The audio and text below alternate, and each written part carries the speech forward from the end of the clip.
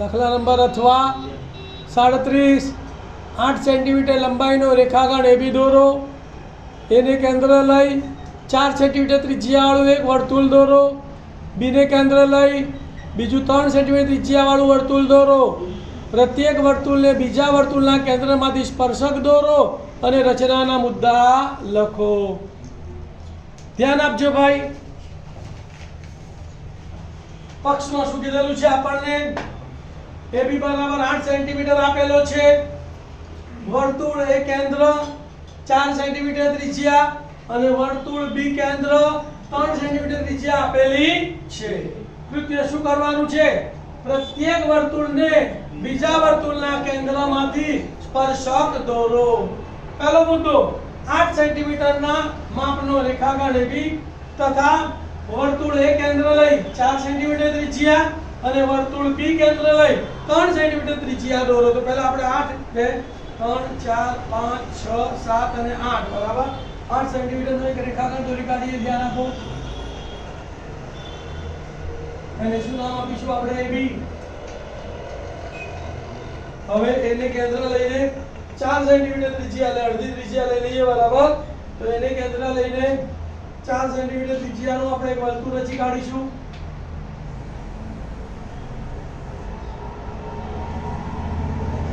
બરાબર. પછી બી ને કેન્દ્ર લઈને 3 સેન્ટીમીટર ત્રિજ્યાનું વર્તુળ રચવાનું છે બીજું આપણે.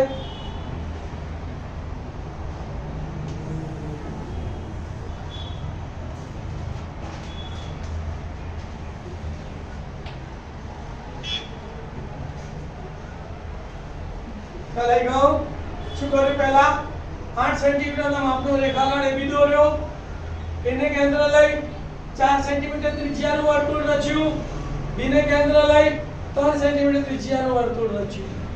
જ્યારે બી સ્પર્શકો દોરવાના હોય ત્યારે આપેલા રેખાખંડનો શું રચવો પડે? લંબ દ્વિભાજક અને તેનું મધ્યબિંદુ મેળવવું પડે. તો બીજો મુદ્દો રેખાખંડ AB નો લંબ દ્વિભાજક રચી તેનું મધ્ય બિંદુ M મેળવો. લંબ દ્વિભાજકની રચના આપણને આવડે છે. અડધા કરતા વધારે ત્રિજ્યા લેવાની બરાબર. અને એ ઉપરથી એક ચાપ મારીશું. એટલી ત્રિજ્યા લઈને ઉપર નીચે એથી ચાપ મારી દીધો. હવે એટલી ત્રિજ્યા લઈને B બિંદુ ઉપર આવવાનું તમારે અને B બિંદુને કેન્દ્ર લઈને એના ઉપર તમારે ચાપ મારવાના બરાબર.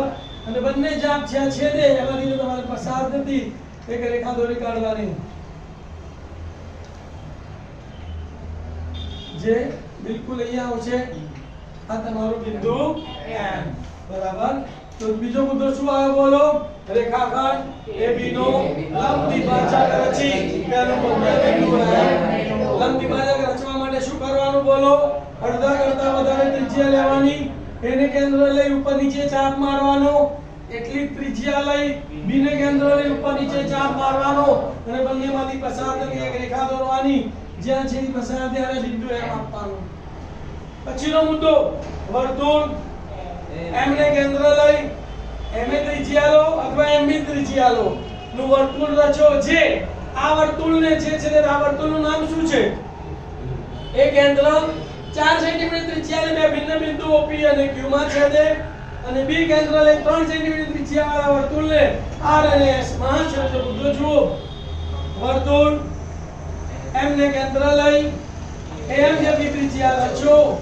જે વર્તુળ એ કેન્દ્ર 4 સેન્ટીમીટર ત્રિજ્યાને P અને Q માં તથા વર્તુળ B કેન્દ્ર લઈ 3 સેન્ટીમીટર ત્રિજ્યાને R અને S માં છેદે. ધ્યાન આપજો અહીંયા બિલકુલ. M ને તમારે કેન્દ્ર લેવાનું છે અને M જેટલી ત્રિજ્યા લેવાની છે અને તમારે એક વર્તુળ રચવાનું છે બરાબર. દોરી કાઢ્યું. હવે અહીંયા જ્યાં છેદે છે ત્યાં અહીંયા P નામ આપવાનું, અહીંયા Q નામ આપવાનું છે, અહીંયા તમારે R નામ આપવાનું છે અને અહીંયા તમારે S નામ આપવાનું છે. હવે શું કરશો? એને કેન્દ્ર લઈ સામેના વર્તુળને સ્પર્શક દોરવાના છે. તો રેખાખંડ AR અને રેખાખંડ AS રચો. B ને કેન્દ્ર લઈ આ વર્તુળ પર સ્પર્શક રચવાના છે. તો રેખાખંડ BP અને રેખાખંડ BQ રચો બરાબર. આમ AP, AQ, BR અને BS બરાબર એ માગેલા સ્પર્શકો અહીંયા જો નામ થોડો બદલાય થાય છે AR આવશે બરાબર ને AR અને AS અને BP અને PQ આવશે તો આમ રેખાખંડ AR